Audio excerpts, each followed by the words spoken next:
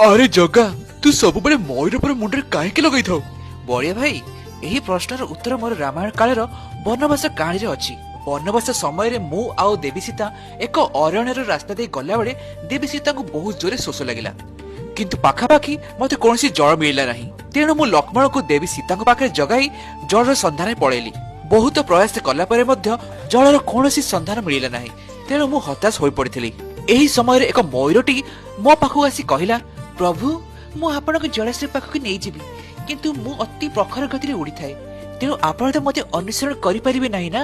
तो गोटे काम आपण करंतु, मु उड़ीला बेले मोर पर झड़े झड़े माटी रे पकई पकई उड़ीबी, आप ता पछे पछे आसंतु। ठीक अछि मयूर, चलो एबे।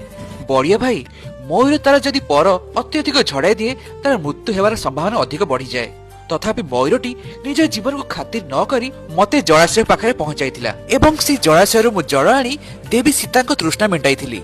किंतु एही प्रक्रिया रे मयूरटी निजर जीवन हारि देइथिला। हे मयूर, तुमे आम पई निजर जीवनर बलिदान देइछो। ए ऋण तो मु तुमर केबे भी सुझी परिबि नाही, किंतु मोर कृष्ण अवतार समय रे मु तुमको मोर मस्तक रे धारण करिवि। मु बुझी गली जगा, तू तो भक्त मानु काहे मुंडे बसैकी रखिताउ। बड़िया भाई भक्त मानक बिना तो भगवान को अस्तित्व ही नहीं।